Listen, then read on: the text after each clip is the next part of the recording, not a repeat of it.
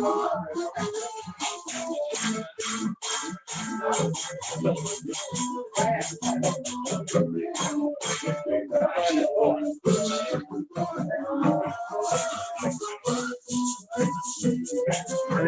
you want. That's how you have to sign this.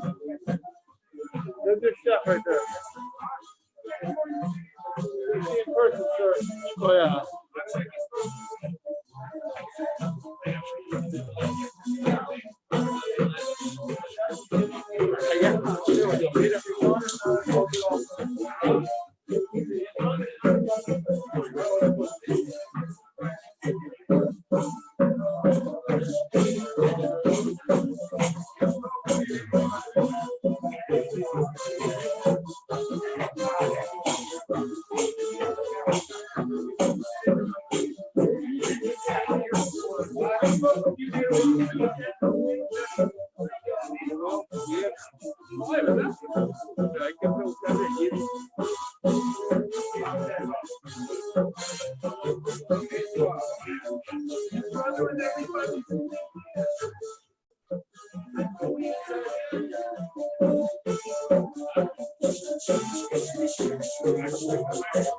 You're looking good.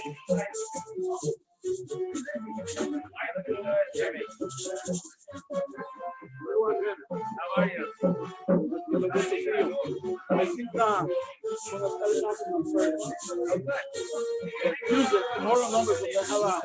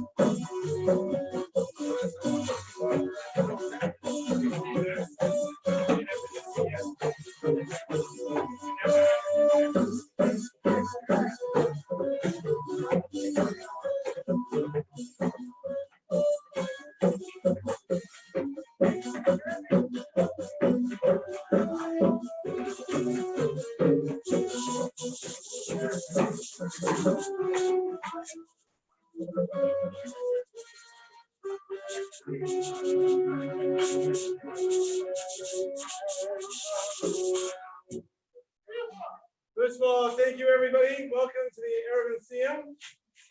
Enjoy yourself because you deserve it. Very, very, very difficult and tough Masechta. And we want to thank, in particular, so much Rabbi Smith, Rabbi Eli Smith, for being our guide through it. Thank you very, very much. Now, we have very special guests here tonight, and that is wives and family members of the Shir, and we want to first, before we do anything, is to thank them for their participation.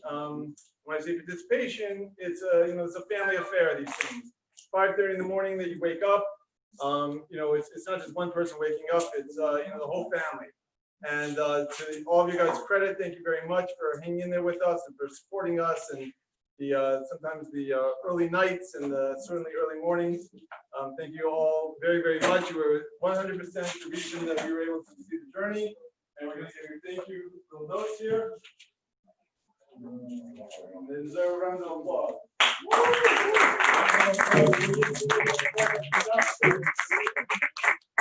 Okay, now. Wait a minute, it's almost all your family. Oh, you know what? Okay. That's why they get away.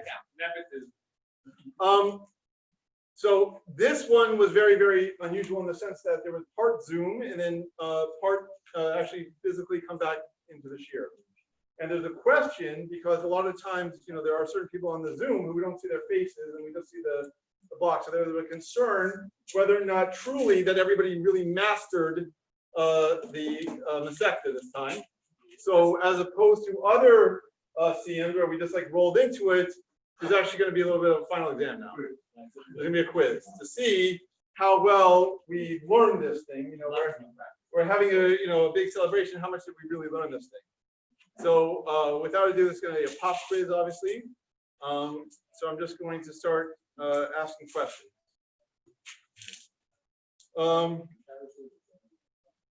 Let's see here. Okay, the first one here. My proxy is Jesse Drew, and he's. Right, I said that first. No, No. Everybody's got to. No. That doesn't work like that. Everyone's got to answer. Guys, I'll call on people. I'll call on people if people don't raise their hand. So watch out. And we're on Zoom here. Okay. So it says here in the Gemara that Abaye inquired of Rabbah if there are 5 living in one Hatzir, and one of them forgot and did not join the Eruv with the others, when he relinquished his rights to allow the 4 other to carry, does he need to relinquish them to each one explicitly or not? Perhaps it is sufficient to relinquish his rights to just one of them. Does anybody know the answer to that? You're calling. Rabbah said that he has to relinquish his rights. Woo! Everyone specifically. Excellent job.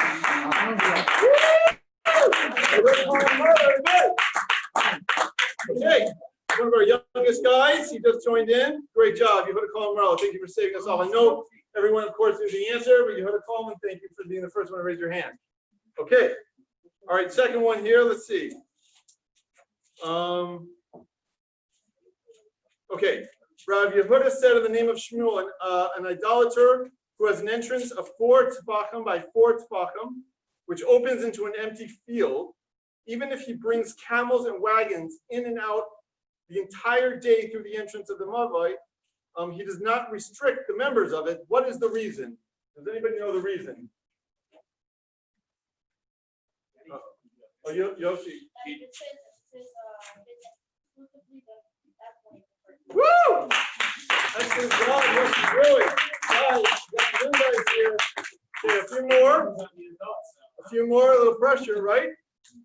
Okay, number 3. Okay. All right, let's see here. Okay, here's a good one. Okay. All right. This is when Rav Hizda and Rav Sheshus would meet each other. What would happen? What would happen to Rav Hizda for number 3? Yossi, Drew again.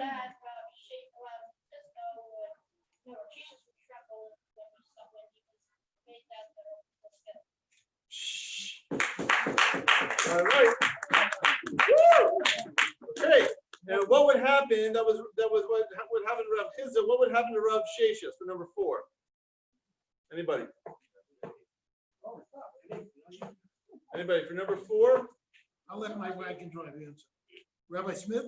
Hold on, you have a comment? Says, what would happen with Rav Hizda when Rav Hizda and Rav Sheshus would meet each other? What would happen to him? And Rav Sheshus.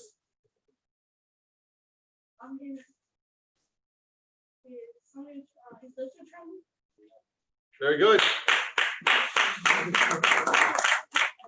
Okay, we have like a few more here. All right, this is easy. This is easy, guys. Rabban Gamliel. We learned all these things about Rabban Gamliel. Okay, and there was one that says that Rabban Gamliel, we learned from him that there was a certain type of revius, a certain type of wine that would intoxicate him. Anybody know? This is for number 5. Anybody know? Oh, hold on. This Rebecca Liebenberg. Italian wine. Woo! Come on, guys. Okay. You actually talked about this today. What do you guys talk about? All right, and back we'll stay with Rambam Gamliel. Okay, we learned from him that if one is intoxicated, one should not do what for number 6? Anybody? Go see. Oh, Malky Horn. What is it? Should not make a legal decision while intoxicated. Woo! Let me see me try. Okay, and then our last question, Rabban Gamliel. Rabban Gamliel says something dissipates the effect of wine.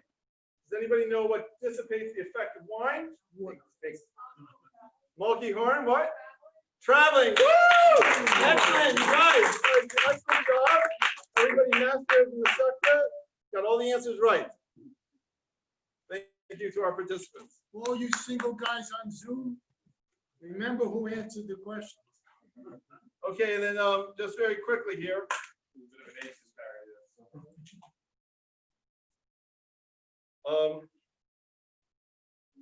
We had a lot of great participation throughout this year, and I want to call on specific people who every single day, more or less, they were there at the shiur.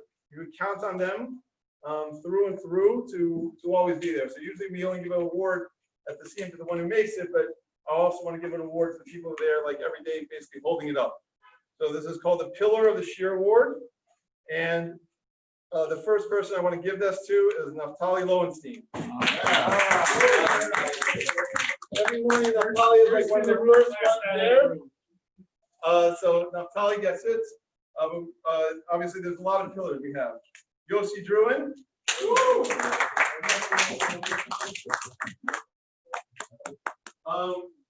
one I'll save for last.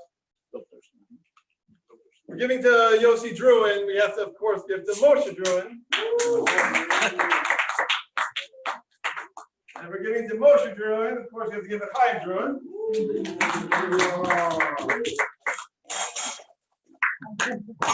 Doing rocks.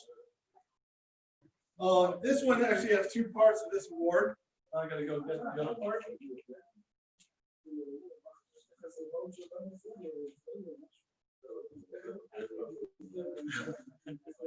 Okay. Not only is this guy every day a pillar, one of the pillars of the shiur, but he also makes it very, very entertaining. He may or may not have anything to do with the Dr. Anonymous 8-second Daf. And he's always a very good sport, and he's also a very strong. Not only is he a pillar, but he really understands this with all his images. So we're also giving him the image award as a Bob Ross hustle, so that he can also enjoy it.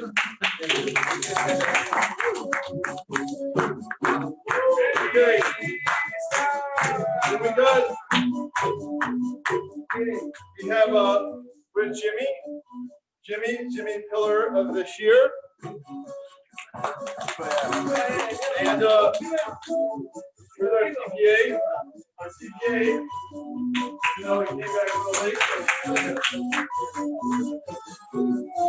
Last but not least, I want to thank, I know he's not here, but somebody who makes sure that I'm up every morning. Jeff Gassner, Yaakov Shmuel Gassner is also here. All right, and then we have 3 special awards, and then I'll turn it over to our Siyum Master tonight.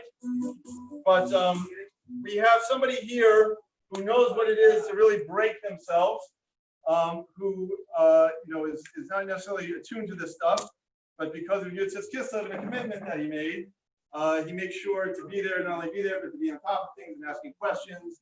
He would rather be learning Hasidus, as we all know. He is a very, very, very, very valuable partner in our shiur. We hope he continues, notwithstanding his right of all this. Avi Friedman, he gets the break in nature award. Okay, and last but not least, we have a tie. There was a tie, and so we had to break the award in 2, and that is it's called Rookie of the Shiur, and that is somebody who is new to the shiur, this Masechta, and has really stood out in that capacity. Okay, and we have a 2-person tie here, and the first is Zevi Salaf. Zevi Salaf, who is the chef of the food that you're enjoying tonight. He did all the barbecue, and he worked since 4 o'clock, today. And he was here last night, marinating everything to make sure that we had delicious food. And he's always showing up on time, and he does a great job. So Zevi Salaf.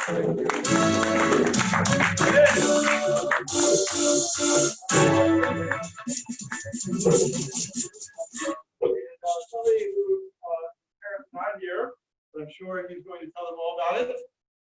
Somebody does a very, really great job. He perfectly coordinates his time with me so that anytime that I'm there this year, he's not, and any single time that he's not this year, I am. And as you heard, call him Marlo.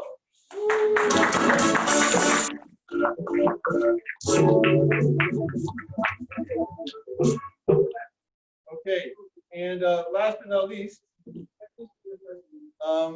we have, with COVID and everything, it's been very difficult for some to be part of this year.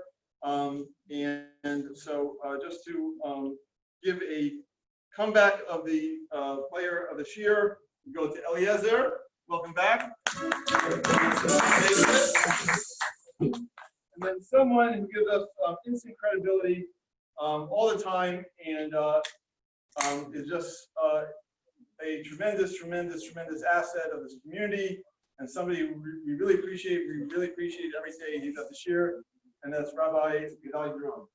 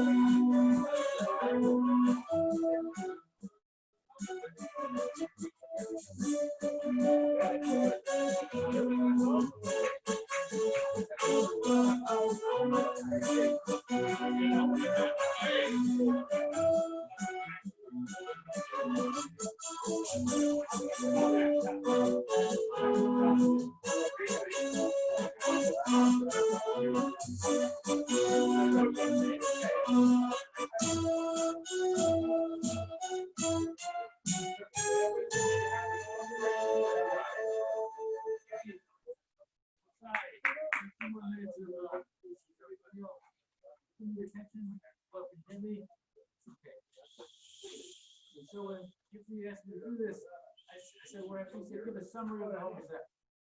How do you do that? How do you do a summary? So why don't we pick out some main points? So we'll just pick out one main point. There is a picture of he's standing on the top of he's standing on a roof, he's dropping a scroll, right? At the bottom, you can see whether it's going to touch the bottom, whether it's this side, that, you know that, right? I know it so well, but I got a scroll. And it's measured to go right down to the bottom or not touch the bottom. So if you give me a hand with this, imagine this being a Torah scroll or some other happy scroll. It's not. You have to imagine the writing on it. We are going to, so that you'll never forget this was that. Here we go. Ready? Go. Don't go.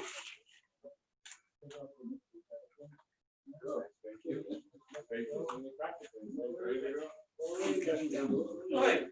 Whoa. Oh, no. It says vote for Avi Friedman for mayor.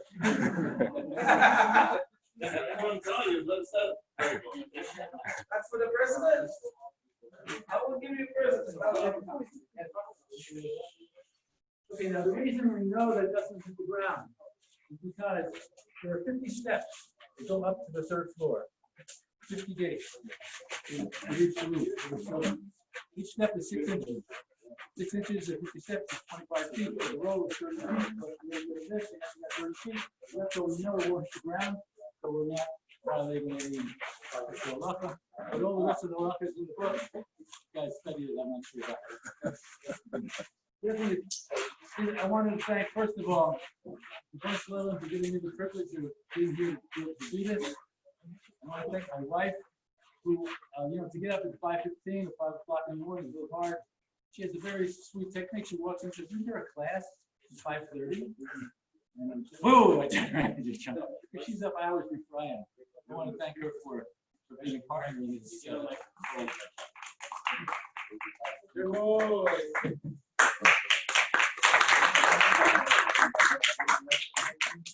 And okay. By the way, it's $5 whoever wants to try this. I think it was cordless. Okay, Elder Smith, I want to thank you for teaching this class every morning. And after every morning after the class, I keep him a few minutes more. I ask him, what's the chassidus of this page that we're doing? Wait, you didn't tell me it was citizenship. Okay, so he tells me something, and then the last few weeks he's been saying, "What do you think?" I don't know anything. I don't know anything. What do you think? What do you think? So anyway, he's pushing me on that. I wanted to thank my brother. He's not here. He's from Boston. He gave me 7 years ago. He gave me a sefer that it's in Hebrew. I couldn't read it. I put it on my shelf. So a few months ago, I took it off my shelf. I looked at it. It says Eiruvin. It's all the pictures of Eiruvin that my brother gave me 7 years ago.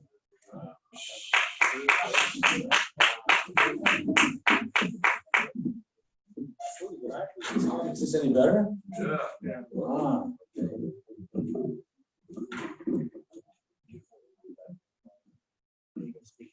Okay. In this book, this sefer, there's 1,200 pictures. So if each picture is worth 1,000 words, 1,000 pictures, that's 1,000,000 words worth, right? That's a lot of words that we covered this last couple of months. Right? Now, Yitzi Levensberger also gave us a sefer in the beginning of this sector. This only has 650 pictures in there, but they're colored and they're photographs. They're in the back, and they were a guide also. So to you generous people that have provided this stuff, I wanted to thank you very much. Thank you very much.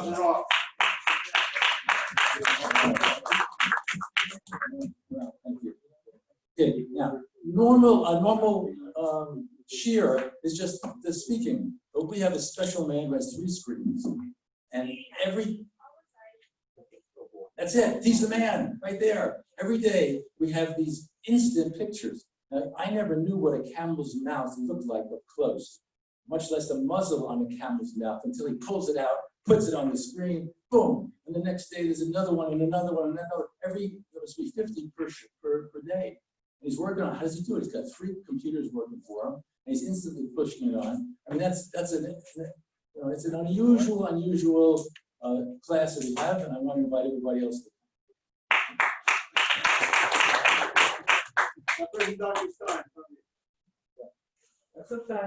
Sometimes we have props that we pull out, but it's nothing like the props of the photographs, but they add to it. And let's see. All right. The end of the Masechta. These they come in pairs. You and your wife can use it, and you just. Okay. You're wondering what this turtle is doing on. That's really the ramp to Mizbeach, and that's a sheretz. Kind of a sheretz. You have to imagine being a sheretz. It's the best I can do. Now, the problem is it's Shabbos. It's Shabbos, and we have to get rid of that because it's a dead sheretz on the path to the altar, and if anybody touches that, they can't do the sacrifices, right? So we've got to get rid of it. The problem, because it's mostly you can't touch it, it's going to be tummy on it. So one we could use a bottle. That was in today's thing. To try to get it out. And then another rabbi says, I know you need a copper pot, right? Copper pot. And leave it there, right? You're not going to move it, but no one's going to touch it. Copper pot is easily. I got it right?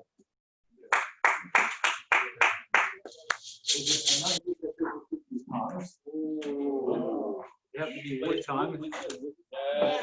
Wood tongs. Today they said you should be chopsticks. The chopsticks are kind of small. I mean, how do you get it?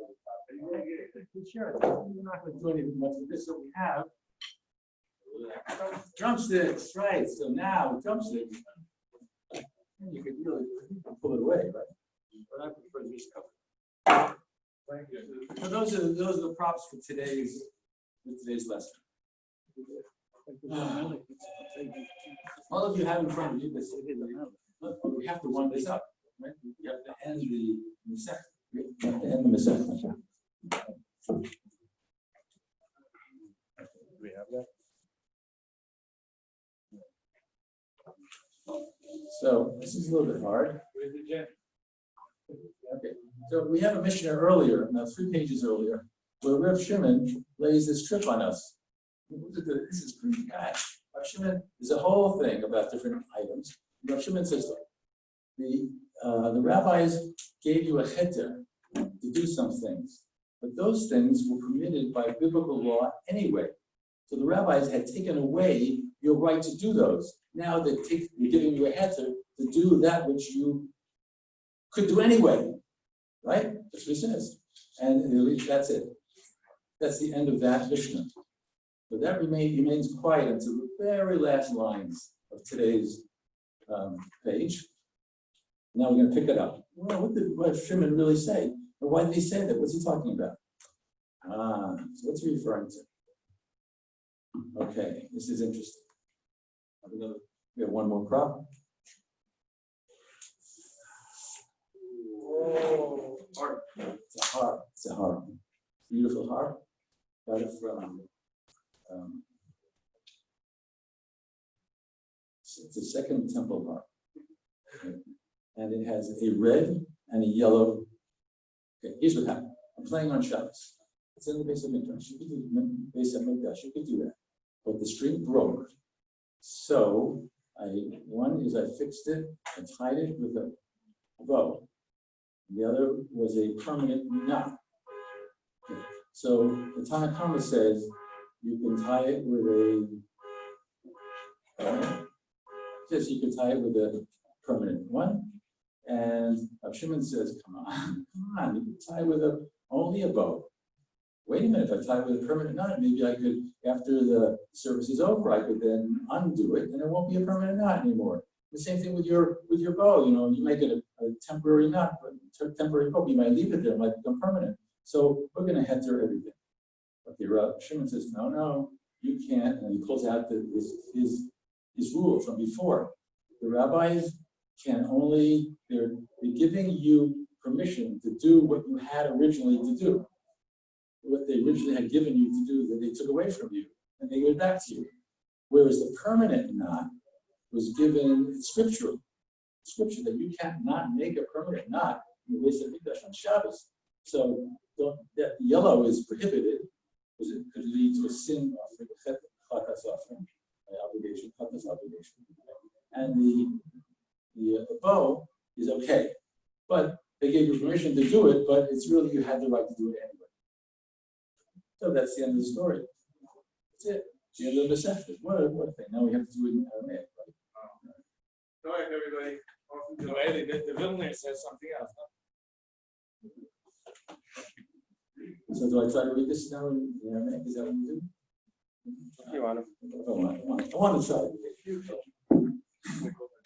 Shlo hischidu lacha ella mishum.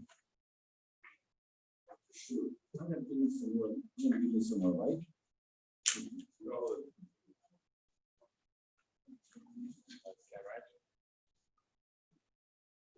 Okay, got it.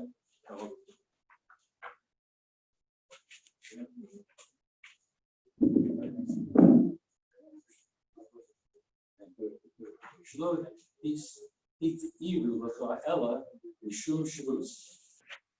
What is Shimon talking about? Echo Kwame, Esam Kwae, referring to the ruling of the harp strings in the temple. So the Tanakh says that the Amar Tana Kame Kishura. That's the Kishura, the Kesher. That's the hard, the permanent knot. You may not tie. The Tanakh says that you can tie a harp string with a regular knot. But Rav Shimon says to him, you can't do that, only with a bow. So the Rav Shimon go on further. He says, Shemiva delo ase lidei chayuv chatos sharu le rabanan.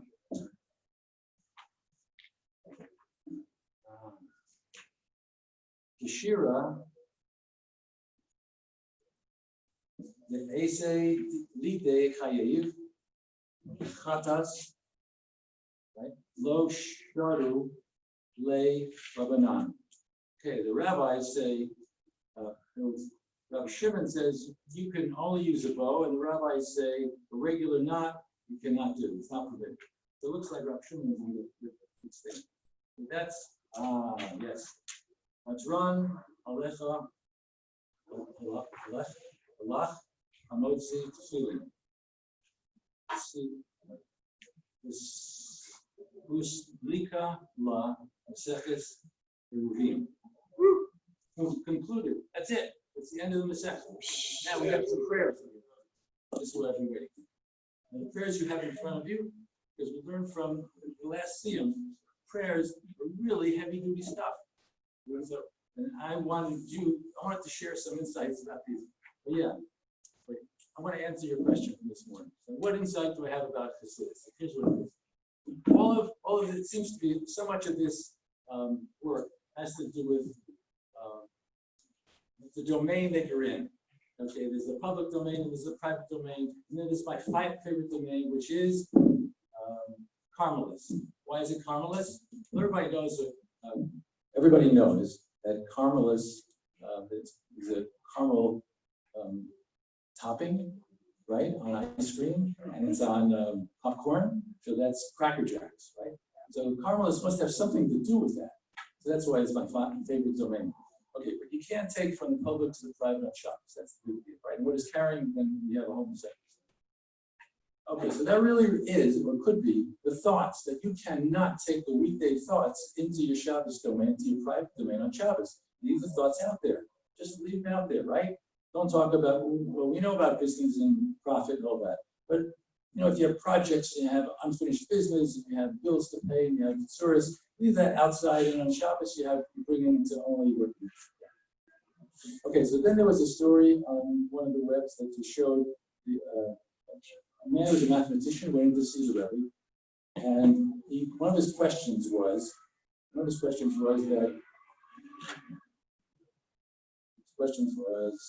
okay, can he put his mathematics books on the same shelf as his holy books? And the people around him said, of course not. You have a bookcase for your professional books, and you have a bookcase for your holy books.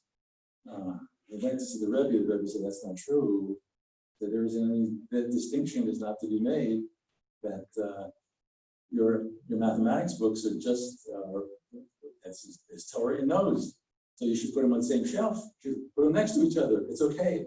Yeah. So I don't know what that means in terms of taking from one domain to another. You have to think about that.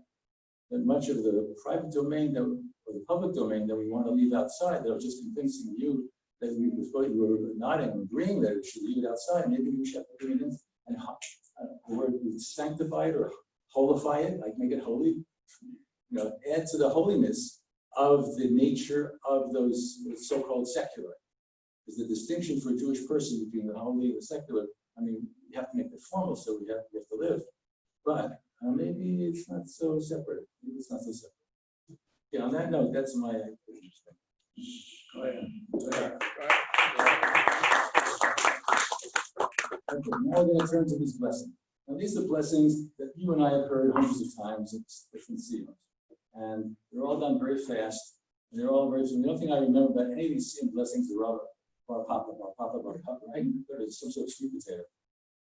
But there's more to it than that. And so if you have to look into it, we've got these copy for you on both sides. So you have the English. I just want to tell you what I think this is about. The first one is an amazing set of brachas. They're just mind-blowing. The first one is a discussion between you and the Masechta Eiruvin. We're going to go to you, you're going to come to us. We're going to think about you, and you're going to think about us. We're going to not abandon you, and you're not going to abandon us in this lifetime and the other. What's going on here? You're talking to a book, the book's talking back to you. It's amazing. Okay, that's the first bracha. Well, second bracha is between you and God, and thanks for helping to make this Torah a preoccupation. And then there's a list of 10 names. We're going to read all this, don't worry about it. But what's the deal? First of all, it's 10 commandments. And Bar Papa, the father, Papa, we have him, he's in our chart. Yeah. This is our holy chart. These are holy charts of all the Amoraim and Siyum. And Papa's way at the bottom here, but he's made it. He made it onto the charts. And this is Papa and his 10 sons. So the idea with Papa is explained in the footnote here, is that Papa had, Rav Papa, always he was very wealthy, and he gave a big Siyum each time he finished Masechta, and he invited his sons and their families, and they all came, their friends came, and just because he made it such a big and happy celebration, we immortalized him and his family, all his sons, right? By putting their names for the next 2,000 years. Every time there's a Siyum, they mention these 10 sons and Papa. Amazing, right? That's what he says. So that's how it got written into. So for 2,000 years, we've been saying this. So we should know that who these people are and have a conversation with them too. The next bracha is, this one's a little bit different. This one is make the holy words sweet in my mouth, but there's going to be a discussion about your enemies in this. That the Torah gives me superior strength over my enemies. Now we're getting into social stuff. Okay? And I'll never forget you, I'll never forget your precepts, and you preserve me, you keep me, may I never forget you, etc. So that's really the third one is the chizuk one. And we're surrounded by negative powers. The next bracha, the one at the bottom of the page, is we give thanks to you and to everybody. And again, it's talking about other people. Now, they're called in English idlers, but the Hebrew is koronos. Koronos. I think we're dealing with an enemy called koronos right now. But that's in the third, 1, 2, 3, the fourth blessing, right at the end of it. Yosha, those who dwell, they translate it as idleness. Those the other people are koronos. Okay, we'll read these later, but this is a whole lot of stuff about other people. They run and we run. We study, they study. We run to Torah, they run to the pit of destruction. Right? We work and they work. We work and we get a reward. They work and they don't get any reward. Right? And not a reward not a positive reward. Okay. Well, destruction. The last bracha on the back page is this is another amazing. All of these blessings are sort of mind-blowing for me. It's the first time. We've heard this a lot of times, but I never really got down to figure out what they're about. This one is, we've finished this tractate. Now, God, will you please help us to finish more tractates? But this is just one of them. Okay, not only that, but we're going to, in the merit of the Tanaim and the Amoraim and the Torah scholars, Merayim and Tanayim are the fellows on this chart, right? So this is only 450 years worth of Torah scholars. And we have another 2,000 years, right? In the bottom, it goes down, down, down at the bottom. And all of those scholars give us their merit. And we merit their attention, or the schus. I don't know how you say that in English. So there's a whole lot of people hanging on the Siyum. And we were at the end of a train, in the beginning of a train, of many, many great people. And so when we continue, when we walk, when we lie down, they watch over us, and we wake up. Okay, when we wake up, how are you going to wake up? Not with an alarm clock or the New York Times. You wake up with a conversation with the Torah. That's what it says. That's what it's all about. When we wake up, it will converse with you. That's the way they translate that. Right? The Torah will converse with you. Right? That's. But now we have to say this, right? That was easy. Okay, guys. Do it in whichever, like we can do it in Hebrew. Okay.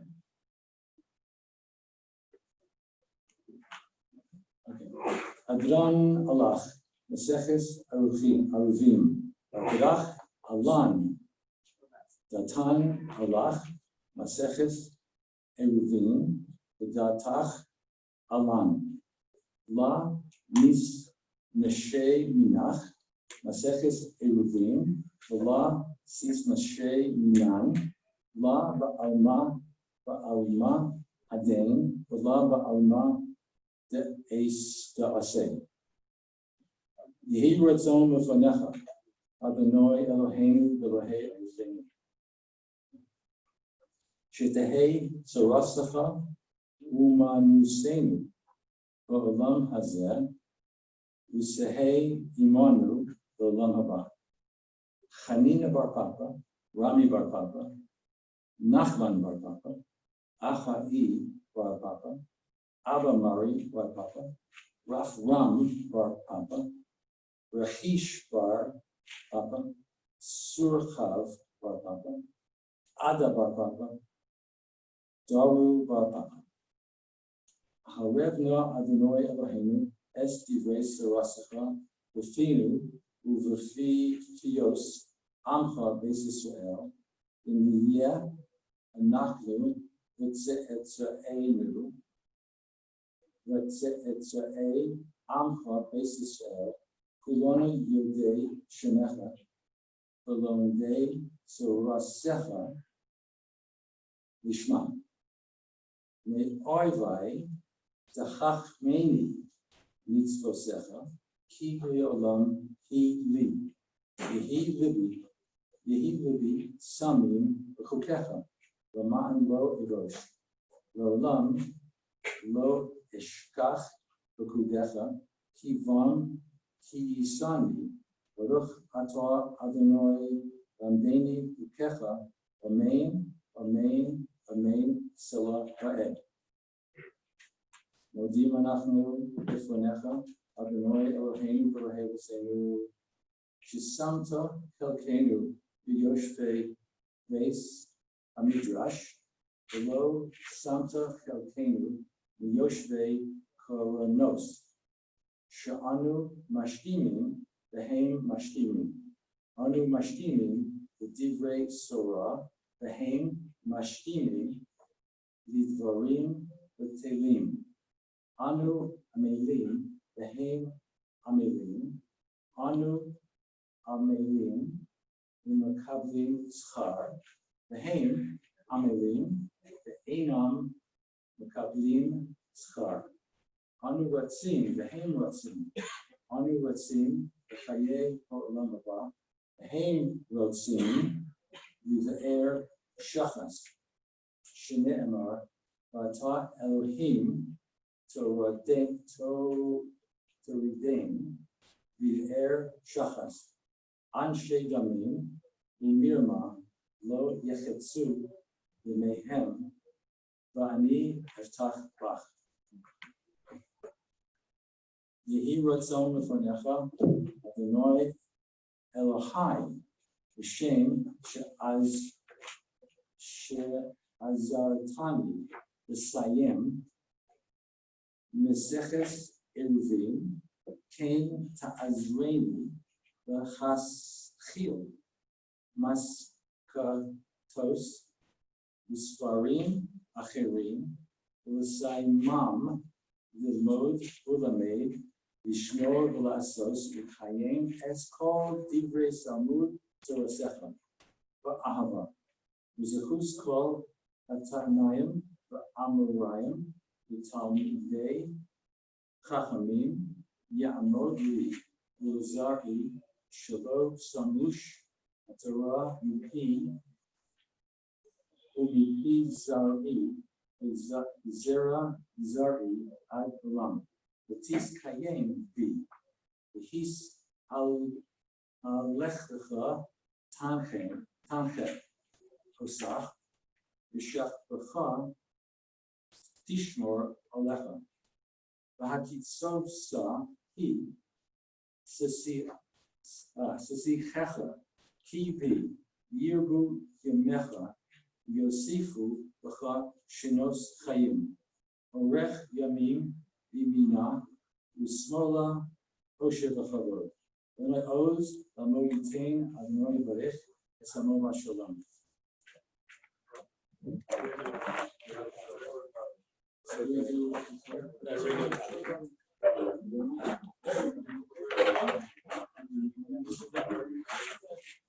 יסמדל ויסמדש רבה.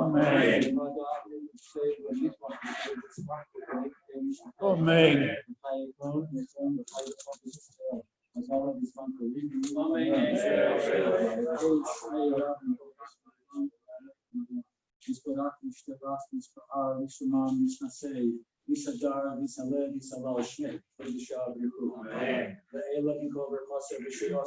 Ishbechasa v'nechemasa da'miram yamad amen. Al Yisrael, al Rabbanon, al Tanideham, al Kol Tanideham, al Kol Man Asti Raisa, Liba Shardein, Liba Sar Vasar, Yechain,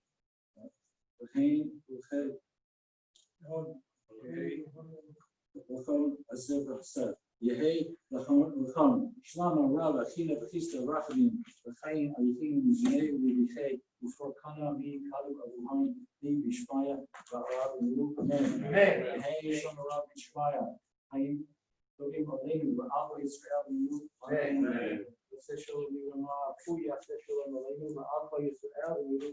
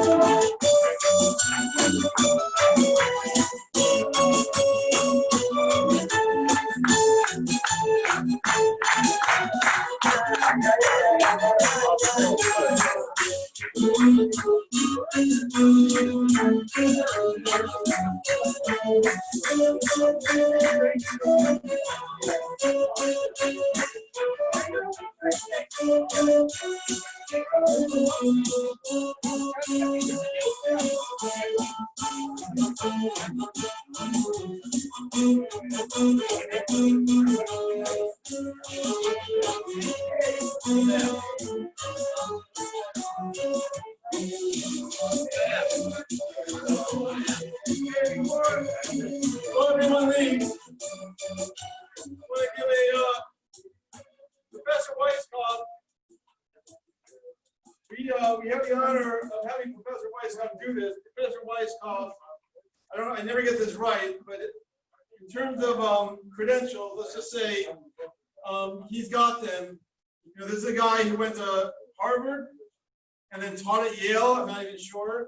He's been in front of Congress, nations, countries sent for him to fix their economies, and he gave a fantastic shiur.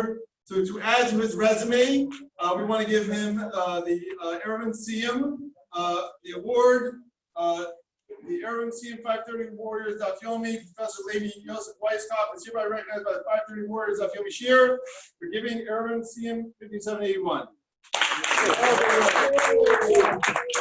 And then we have for him, we customarily give a little present that everybody signed. This represents the box of food that you have to put, to establish the Eiruvin, and the string that to measure things. So enjoy. With that said, we have two distinguished people. We want to give an opportunity to say a few words. The Rav of North Miami Beach, Beis Menachem, Rabbi Marlowe is here, and we would be remiss if we did not get his knowledge and his words spoken here at the Siyum. So, Rabbi Marlowe, if you could come up and say a few things.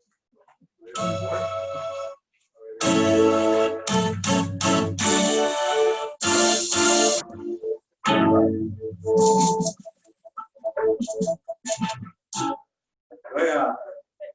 Professor Weisskopf, you see, this is what happens. This is the perfect storm when you have a professor who likes to learn and who knows numbers. Professor, it's definitely up his alley to deal with numbers.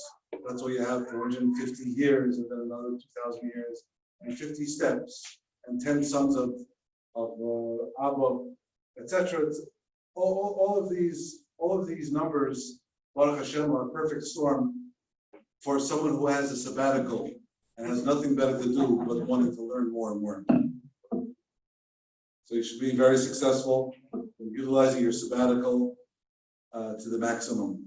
Amen. And continue to be an inspiration to all of us. Amen. Then someone else who didn't really have much of a sabbatical was Yaakov. Yaakov was in the womb together with Esau, and he learned Kol HaTorah Kula. He learned everything plus that Daf Yomi has to offer. Yet we find that Yaakov wanted to leave.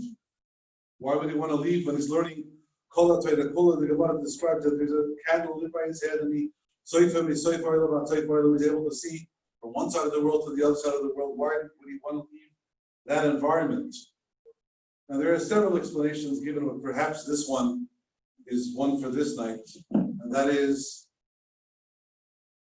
if he would remain in the womb, then he would be sort of like remaining in his house or in bed. And part of going and learning Torah is actually leaving your environment, going to Daf Yomi, in this case, 5:30 in the morning. And when it's not so convenient, when it's a little bit of a struggle, that's perhaps the schar, or that's perhaps the experience that Yaakov Avinu wanted. In addition, now going to this parsha briefly, we find that Yaakov Avinu, when he had to run away from Esau after he steals the brachas from him, he runs away to Haran, but he doesn't go directly to Beis Lavan, to the White House. He goes somewhere else, another house, a Beis HaMedrash house of Shem and Eiruvin, or at least Eiruvin, for 14 years. And the Gemara says, from here we know that learning Torah supersedes Piri V'Rivia, supersedes getting married, the mitzvah of getting married. Why? Because later on, years later, he is punished with the absence of Yosef, his son, for 22 years. What's the cheshbon 22 years? Because it was the 22 years that he spent in Lavan's house. What do you mean? But he was 14 plus 22. 14 plus 22. Yet, he's only punished with 22 years. In Kananaya from here, there's a proof that the 14 years of learning Torah, he wasn't punished for. Now the question is, 1 second over here. Maybe, how do we know that it's greater than going to get married and spending 22 years in order to get married? Maybe the 14 of the 22 years is what he had to actually work for Rachel and Leah. So we're still left with a dilemma over here. How do we know it's Torah that he's being rewarded for? Maybe it's the 14 years that he had to work for Leah and Rachel. So the Chassam Sofer says something very interesting. He could have actually gotten married in his hometown. He didn't have to leave. He could have stayed home and gotten married. Who caused them to leave? Himself. He's sort of like he stole the brachas, whatever. So he's a little bit at fault. He has to pay a little bit of a price for doing that. But for learning, for going to Shem and Eiruvin, for going to learn in a Beis Medrash, Shem and Eiruvin, or to get up in the morning and to go on Yeshiva's Zoom or Yeshiva's 5:30 in the morning warrior, whatever the Beis Medrash is named, you have to actually go. You have to actually leave that environment. There's no choice. And for that, there is no punishment, just people.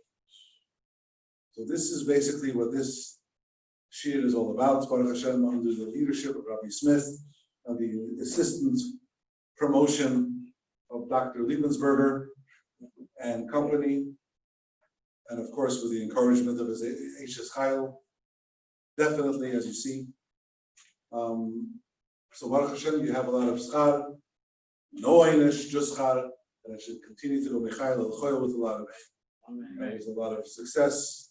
And personally, I see some nachas, my son getting up in the morning and joining, sometimes two sons, but it's okay. And so yeah, shukayah for that, and Yishiro Michael al Choyel with a lot of atzlocha, v'gashmis, v'ruchnius. And this should lead us to the ultimate schar, which is the Ula take from the out. Amen. Thank you very much. Last but not least, even though he's giving me the thumbs up, that means thumbs up, he wants to speak. Yeah. No. But just to give Rabbi Smith, and if he doesn't want to speak, then I'll speak about him. I'll speak. Okay, then let's see. So we'll have Rabbi Smith speak. Just one word. I heard a big compliment about our shir, is that they're starting a Gemara shir here, like a little bit more intense or basic, whatever. And when they were starting it, they said, it's not enough that it's once a week. Like we have to commit to it, like Daf Yomi does. Like, we're gonna have it twice a week because we want to commit, like Daf Yomi does. So just know that you're affecting others, and your commitment to Torah is affecting others, and it should just permeate and ripple effect onward. And we all have to thank Rabbi Smith for that. So without further ado.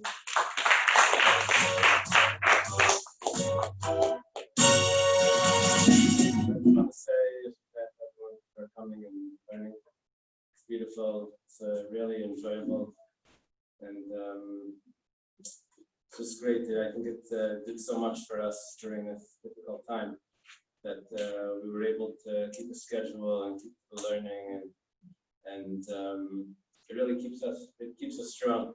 It was very special. I look around at what else is going on, and it's really protection from all types of craziness that's out there. Just the Dvar Teres, you shouldn't think I didn't go to yeshiva.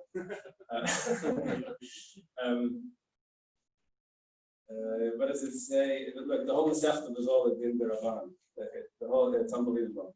This was probably the hardest Masechta so far, at least to me. And it's all just a rabbinic law. It looks similar to a Rosh Hashanah, a public courtyard, so you shouldn't be, a common area, so you shouldn't be carrying it. So the whole thing is a rabbinic law.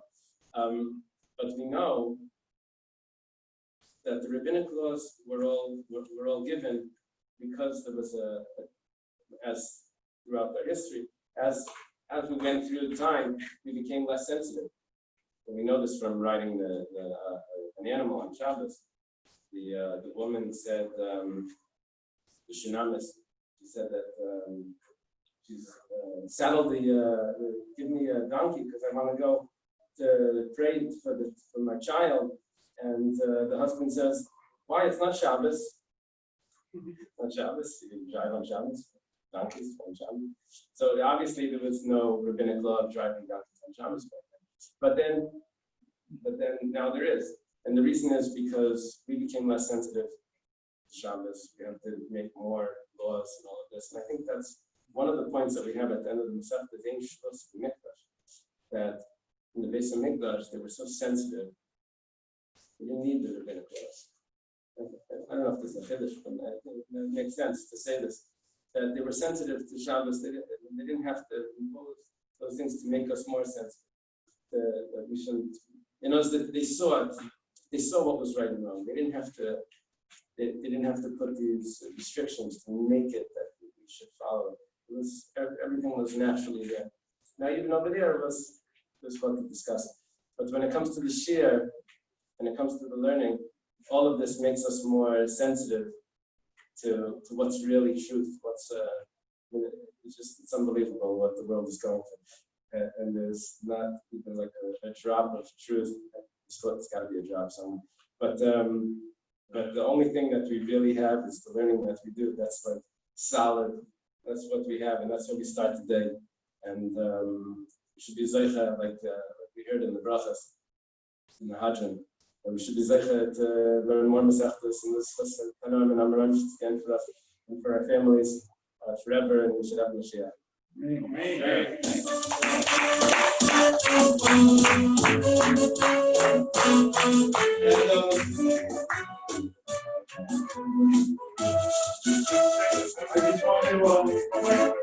I just want to conclude the evening by one comment.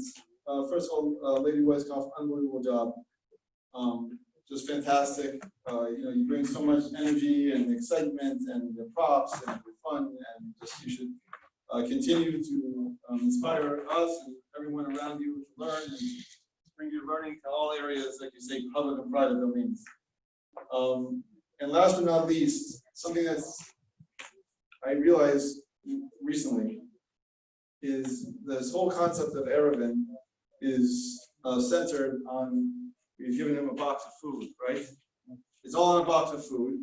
And what is the box of food? It's a box of food that everybody can eat from, that everybody can share, that everybody can donate it. And that's what allows the whole system to work of the Eiruvin.